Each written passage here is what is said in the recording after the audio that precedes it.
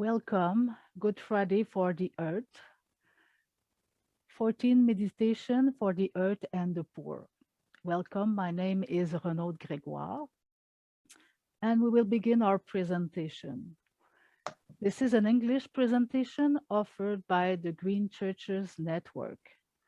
The Green Churches Network provides practical tools to Christian communities who want to improve their environmental friendly practices. These tools oriented toward actions, educations, and spirituality enable them to successfully integrate the ministry of creation care into their day-to-day church life. Faith communities are encouraged to integrate the creation care in their prayer and teachings. They can adopt better practices like recycling, energy efficiency, water conservation, participate in their campaign of their choice. So thank you for being with us today. Uh, the presentation is recorded and will be available on the Green Church Network YouTube channel probably in few days. And thank you. Please turn off your camera and mute your microphone. We would like to have a climate of prayer and reflection. So we are fortunate to have Monica Lampton with us today. Her voice will help us to pray. Thank you very much, Monica. Thank you, Renaud. I am Monica Lampton. I am the JPIC coordinator for the Congregation of Notre Dame Visitation Province. We are a member of the Green Churches Network, and so I'm very happy to be here with you today. In order to eliminate extra distraction, I will be turning off my camera during the meditation.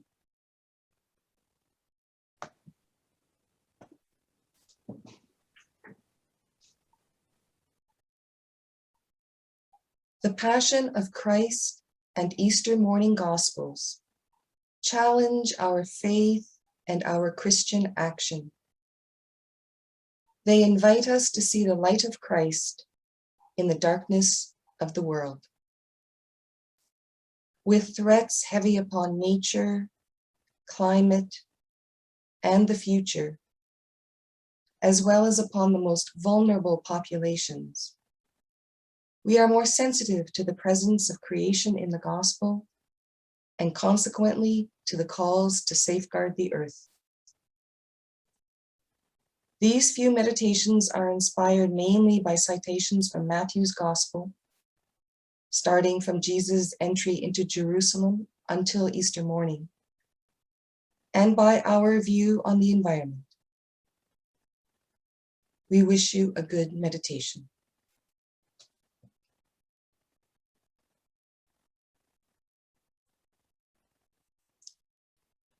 Jesus' entry into Jerusalem.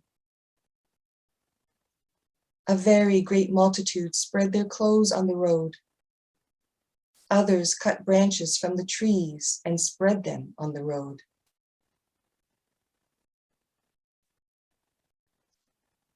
Jesus enters in Jerusalem, sitting on a donkey, an animal that symbolizes humility.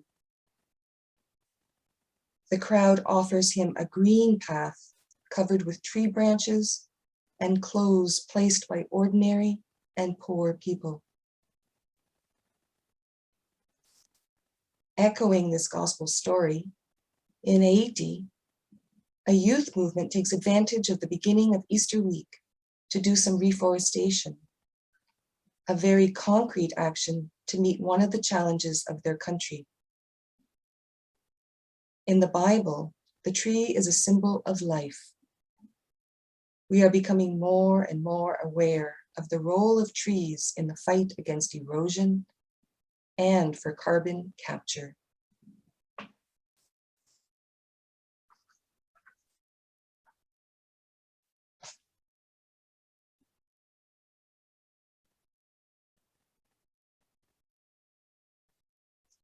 The fig tree without fruit.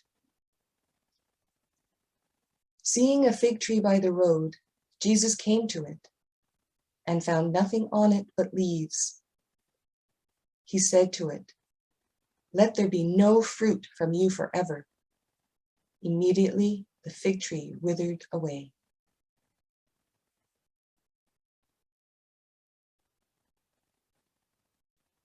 The fig tree without fruit, perhaps, echoes the vine, the image of the people referred to in the book of Isaiah.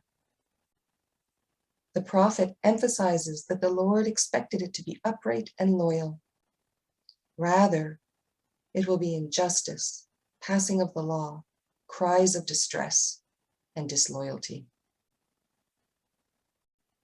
Today, the fruitless fig tree may evoke one of the dramatic situations produced by climate change to populations that depend particularly on the harvesting of fruit trees. Climate specialists broadly point out that droughts will increase in duration and intensity. In Central America, drought corridors are forcing thousands of people, including peasants, to leave their land and embark on the risky journey north.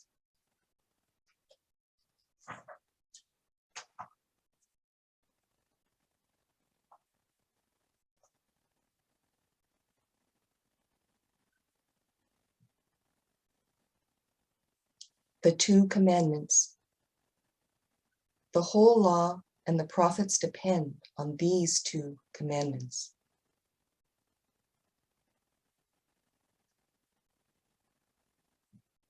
The revisiting of the two commandments, loving God and loving one's neighbor, on the eve of Jesus' passion, refocuses us on the essential.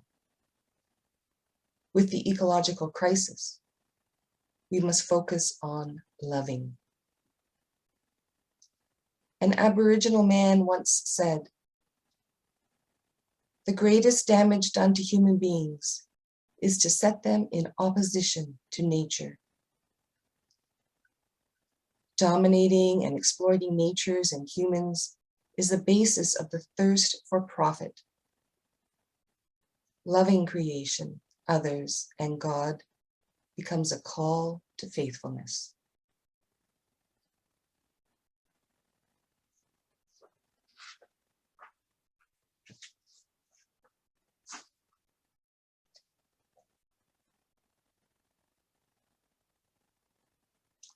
The Last Supper. Now when evening had come, Jesus was reclining at the table with the 12 disciples.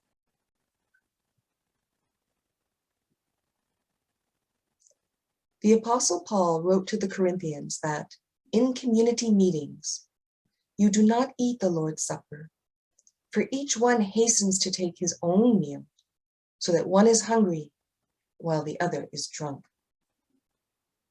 In this way, he reminds us of the requirement for justice to be linked to the Eucharist.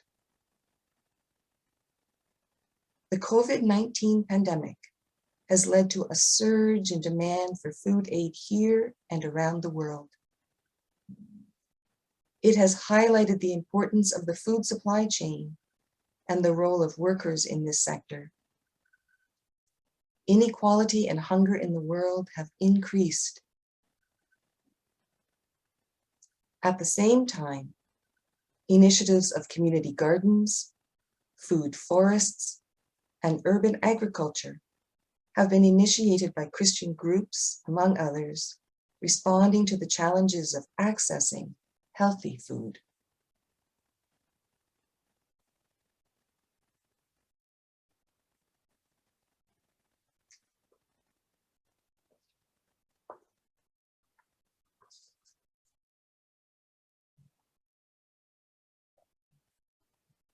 The Mount of Olives.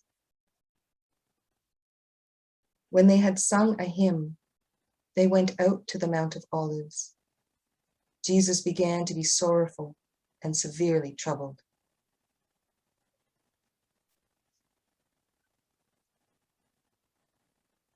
As witnesses to Jesus' prayer in the face of death, the 1,000-year-old olive trees are among the best known trees thanks to this passage in the Bible.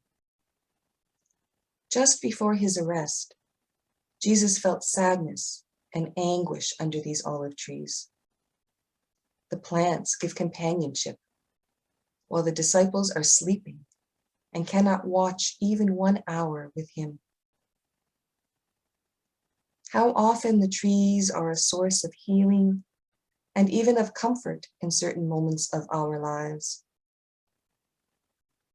Without a doubt, this psalm can inspire our prayer.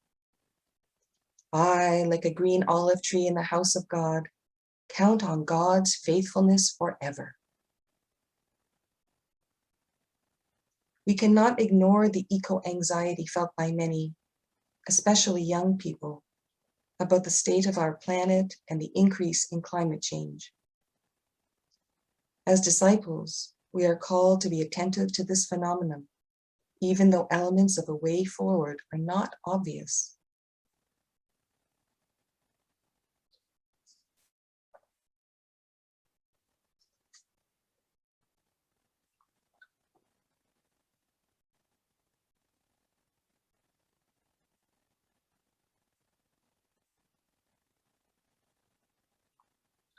Thorns and the reed. They stripped him and put a scarlet robe on him. They braided a crown of thorns and put it on his head, and a reed in his right hand. And they kneeled down before him and mocked him.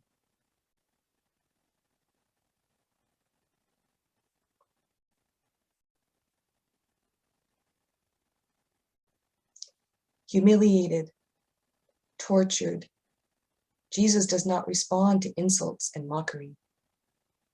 So many voices are silenced in our world. Those of the victims of climate change, and those of faith groups and organizations highlighting the rapid decline of biodiversity and the risk of extinction of animal and plant species. Making these voices heard and listened to is an imperative of the Christian faith.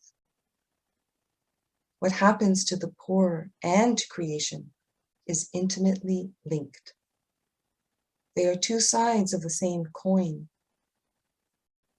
As this biblical proverb points out, he who oppresses the weak shows contempt for the Creator.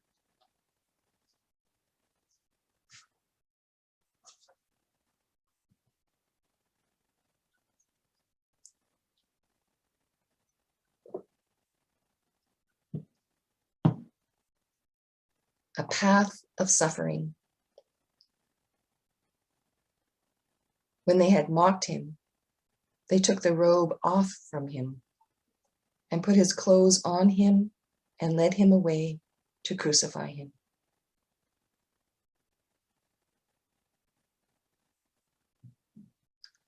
Jesus, the one who loved the little ones, the poor, the voiceless children, the marginalized women, the handicapped, the peasants, the unemployed, the people in small trades, the crowds without a shepherd, the foreigners. He is condemned to death. Jesus, the one who spoke about God with parables inspired by creation, is condemned to death. Scientists published a study in 2020 stating that rising temperatures, extreme temperatures, and heat waves will increase the global death rate by the end of the century. The elderly, people with fragile health conditions, and populations living in the South are the most vulnerable. Without concerted action to limit the rise in temperatures, thousands of lives will be sacrificed because of our indifference.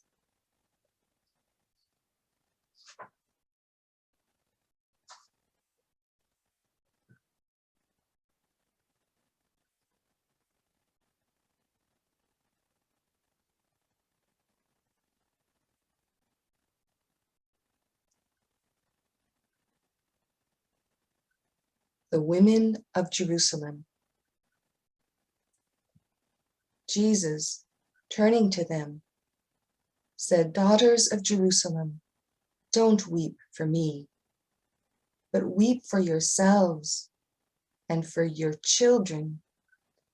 For if people do these things when the tree is green, what will happen when it is dry?"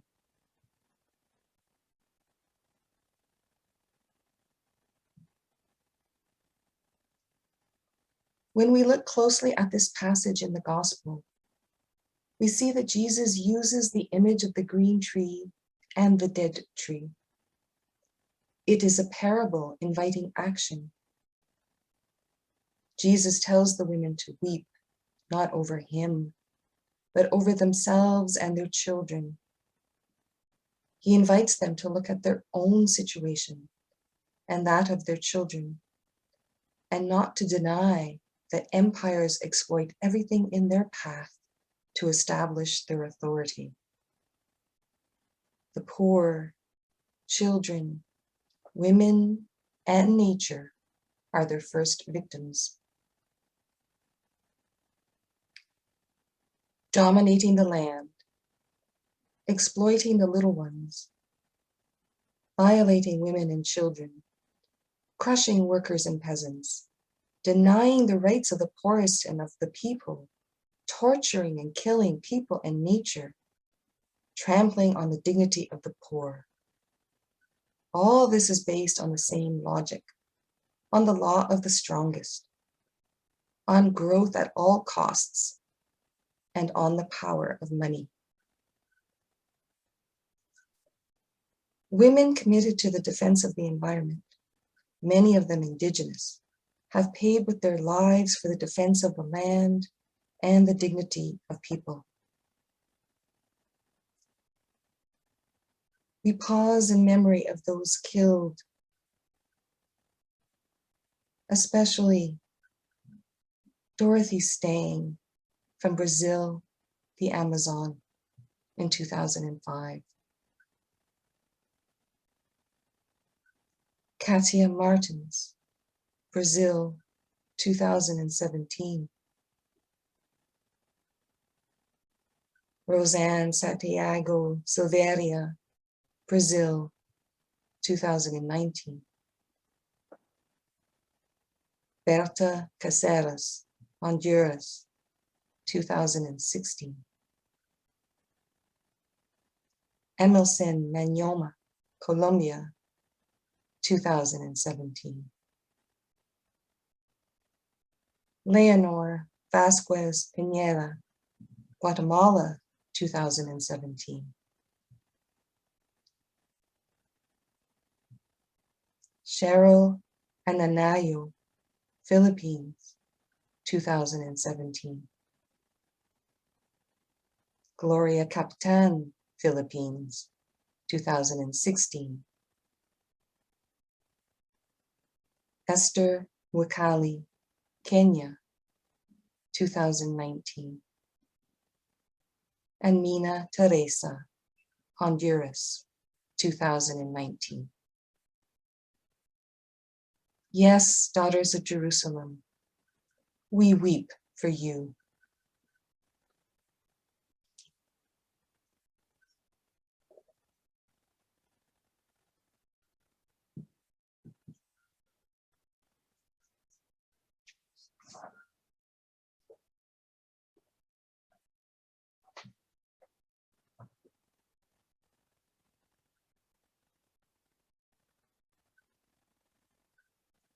Simon the farmer.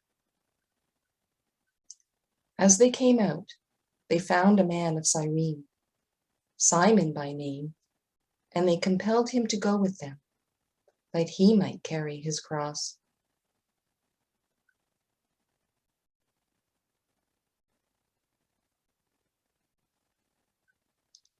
According to Bible commentary, Cyrene is a Greek colony on the North African coast. Simon is settled there. However, he is in Jerusalem at this time, perhaps to celebrate the Passover. The Gospels of Mark and Luke specify that Simon returns from the fields. He is probably a farmer. He is requisitioned to carry the cross. Today's farmers, men and women, face many challenges. Climate change is one of them. 70% of the world's population depends on them for food. International development organizations, founded by churches and faith groups, have programs to support small family farmers in many parts of the world, particularly in the South.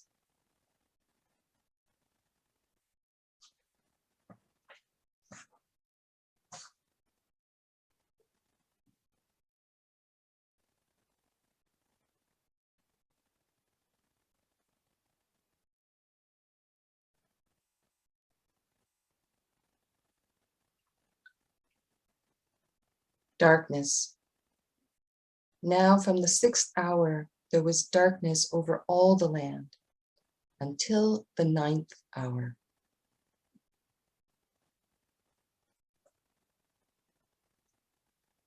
The darkness here is reminiscent of that foretold by the words of the prophet Amos. There will come a day when I will cause the sun to set at noon and darken the earth in the daytime.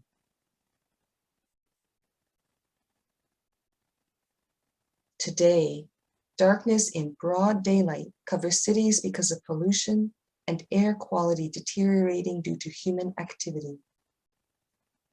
Smog episodes are more frequent and longer.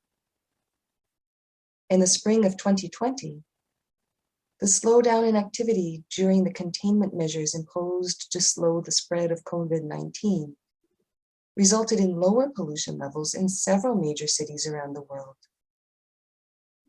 Our behaviors must change to improve air quality.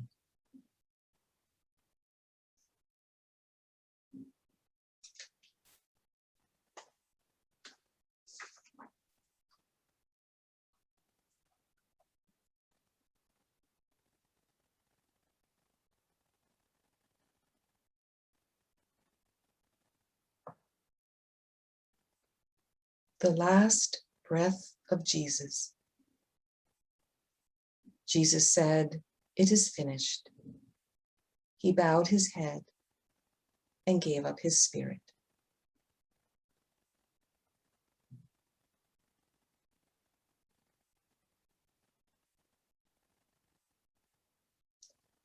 The last breath of Jesus, the dying breath, Jesus gives back his spirit. We cannot help but think of the death of over 1 million people caused by the COVID-19 pandemic for more than a year. Let us also pray for the families and loved ones who have to deal with difficult grief.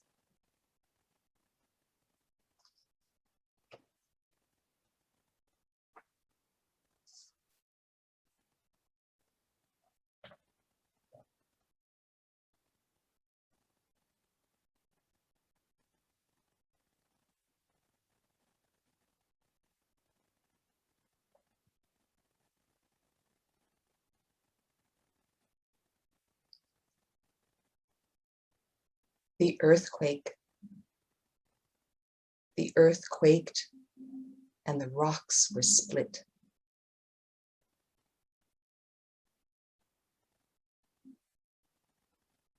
Confronted by the pandemic, humanity is facing a real health, social, economic, and spiritual earthquake. Experts, including theologians, have pointed out that because of the overexploitation of the earth and creation, we are harming not only the planet, but also ourselves. And this pandemic is a manifestation of this.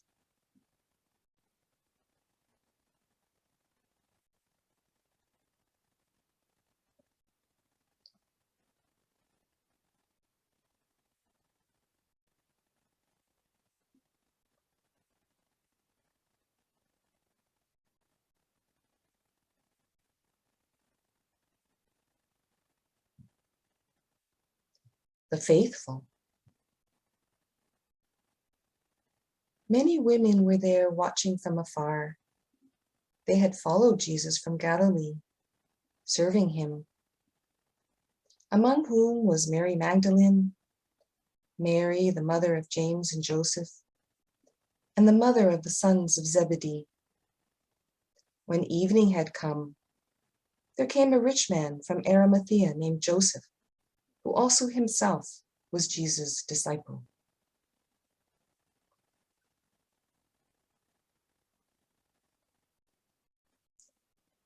Those who had followed Jesus from Galilee are at the foot of the cross.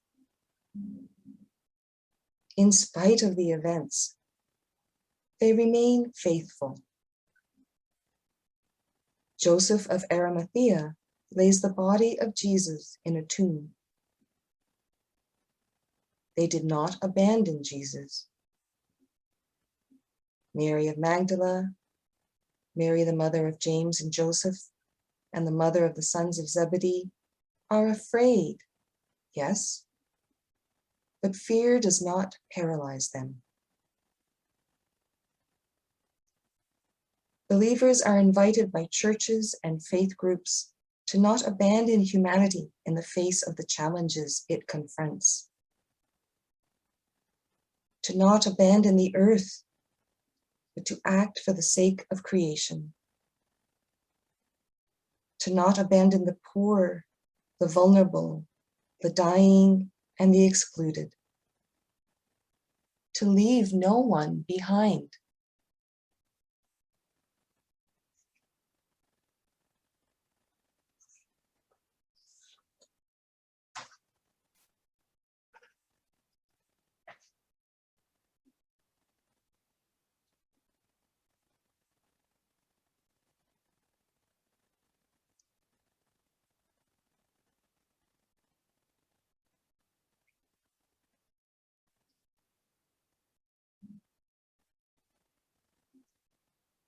The light of Easter.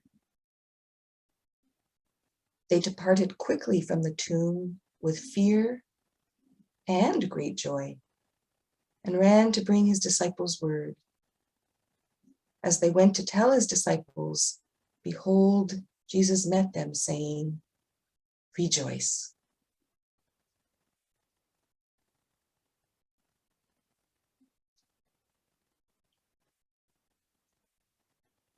On Easter morning, there is a rolled stone, an empty tomb, and also a meeting with the risen one. It is striking to see that the women are active. They go to the tomb. They leave it. They meet the risen one. They take hold of his feet, and they give the message to the disciples. Life is stronger than death. There is in our life a mixture of great joy and fear. But this should not prevent us, like the women on Easter morning, from taking to the road. Like the disciples of old, we are sent on mission. Today's mission includes safeguarding creation and supporting the victims of climate change. No doubt, St. Paul in his epistle to the Romans can inspire our Christian action. Creation is eagerly awaiting the revelation of the sons and daughters of God.